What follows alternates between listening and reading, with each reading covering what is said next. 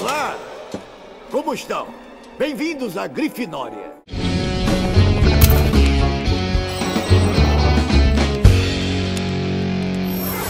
Fala aí, meu bruxo, minha bruxa, tudo bem com vocês? Hoje nós vamos conversar um pouco sobre como os fantasmas das casas de Hogwarts morreram, como eles se tornaram fantasmas. Se você ainda não viu, eu já fiz um vídeo de como um bruxo se torna um fantasma, óbvio, além de morrer, né, porque precisa, é um requisito básico. Eu já fiz um vídeo sobre como é esse processo, explicando direitinho. Ele vai estar aqui no card também, ou na descrição, então assiste depois desse vídeo aqui, beleza? E você que tá chegando agora aqui no Caldeirão, meu bruxo, deixa de ser trouxa e se inscreve, porque no mês de abril a gente tá fazendo vídeo todos os dias, ao meio-dia. Conto com a sua inscrição e deixa o seu like também. As casas de Hogwarts são assombradas por 4 fantasmas diferentes. A Grifinória tem o fantasma Nick quase sem cabeça, a Lufa-Lufa tem o fantasma Frei Gorducho, a Sonserina tem o fantasma Barão Sangrento e a Corvinal tem a fantasma conhecida como Dama Cinzenta. E eu vou começar falando de um carinha chamado Nicholas de Mincing-Porpington. Você já deve imaginar que eu tô falando do Nick quase sem cabeça, né? Sir Nicholas de Mincing-Porpington viveu em algum período do século XIV. Ele estudou em Hogwarts e claramente era da casa Grifinória. Em algum período depois de se formar, depois de se tornar um bruxo adulto, ele entrou para a corte do rei Henrique VII. E durante uma noite de 31 de outubro de 1492, o Sir Nicholas estava caminhando ali pela corte quando encontrou uma moça chamada Lady Grieve. A Lady Grieve estava se queixando por conta dos seus dentes serem tortos, ela estava extremamente infeliz e o Sir Nicholas disse a ela que poderia ajudá-la a consertar isso. Então ele sacou sua varinha e, na tentativa de consertar os dentes da moça, ele fez com que nascessem presas enormes na sua boca. Lady Grieve começou a gritar desesperada com o que havia acontecido e isso chamou a atenção dos guardas da corte, que chegaram imediatamente e prenderam o Nicholas. Jogaram ele lá numa cela, tiraram a varinha dele e isso impossibilitou ele de fugir ou de fazer qualquer coisa, porque ele era um bruxo de capacidades bastante medianas. O Nicholas implorou bastante pela sua vida ali naquela noite, naquela cela, mas não adiantou muito não. No dia seguinte eles mandaram um padre lá para benzer ele, conceder os perdões, e aí ele foi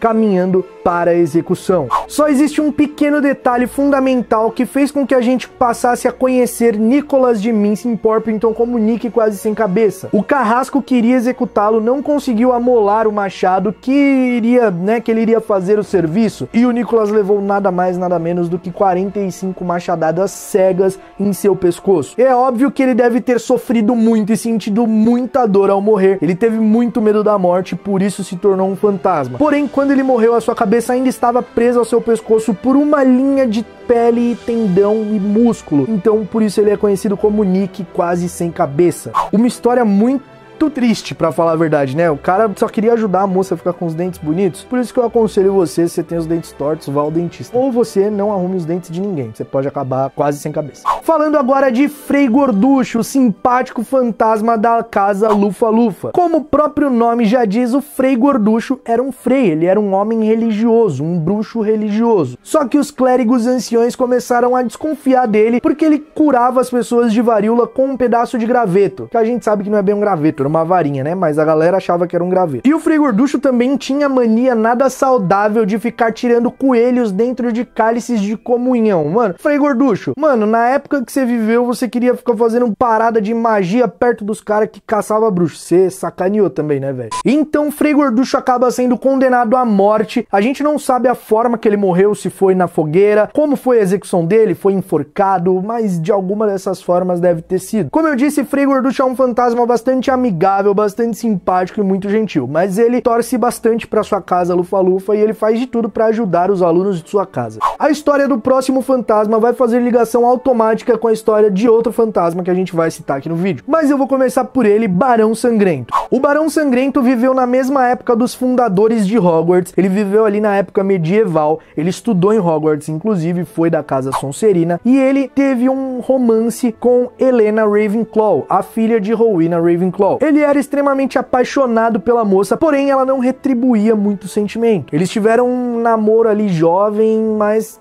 passou. Só que ele era extremamente apaixonado por ela. Em um certo período da história, Helena Ravenclaw rouba o diadema de sua mãe. O diadema, sabe, que faz as pessoas ficarem mais inteligentes, que tinha poderes de aumentar a inteligência. Ela roubou porque ela tinha um pouco de inveja da mãe dela, né? Ela queria ser tão grandiosa quanto a mãe. E aí ela rouba esse diadema e foge com ele para uma floresta na Albânia. Com isso, Rowena Ravenclaw, que já estava muito doente, pediu para que o Barão Sangrento fosse atrás de sua filha. Tá, a gente tá chamando de Barão Sangrento porque a gente não sabe o nome dele, tá? Então, Barão Sangrento é o nome depois de morto. E o Barão Sangrento aceitou essa tarefa, aceitou essa missão. A Rowena só o enviou porque sabia que ele era muito apaixonado por sua filha e não faria nenhum mal a ela. Inocente, hein, ô Rowena? Quando o Barão Sangrento chega até a floresta, consegue encontrar Helena Ravenclaw, ele diz pra ela que sua mãe tá muito doente, que é pra ela voltar com ele, mas ela se recusa, ela fala que não vai e ponto final. Enfurecido por ter sido contrariado, por não conseguir cumprir o que a Rowena passou pra ele, que era trazer a filha dela de volta, ele enfiou a espada no abdômen da Helena Ravenclaw e ela morreu. Quando ele viu o que ele havia feito, ele percebeu que tinha feito uma grande de uma burrada e se arrependeu amargamente ali, então ele decidiu tirar a própria vida e enfiou a espada em seu próprio peito. Então Helena Ravenclaw, ao morrer, torna-se a fantasma conhecida como Dama Cinzenta e passa a assombrar a Torre da Corvinal. Ela passa a ser a Torre da Corvinal, a casa que ela foi e a casa que sua própria mãe fundou. E o Barão Sangrento também se torna um fantasma ao tirar a própria vida e passa a assombrar a casa de Sonserina. Ele também estudou na casa de Sonserina, é importante deixar isso claro, tá? Os fantasmas estudaram nessas respectivas casas. Nos livros de Harry Potter, o Barão Sangrento tem a descrição de usar correntes como forma de punição. Então ele é um fantasma que tem correntes prendendo seus punhos e seus pés, e ele também tem manchas prateadas em sua roupa que representam o sangue da Helena e o sangue dele. E foi assim que os fantasmas das casas de Hogwarts perderam suas vidas. Meu bruxo, minha bruxa, o vídeo vai ficando por aqui, eu espero que você tenha gostado. Não esquece daquele gostei maroto aqui embaixo, porque você sabe que ajuda. Só assim o YouTube entende que você tá curtindo o nosso trabalho e ele vai mandar mais vídeos pra vocês. A gente se vê amanhã ao meio-dia aqui no Caldeirão Furado, eu espero você, então até lá, mal feito feito.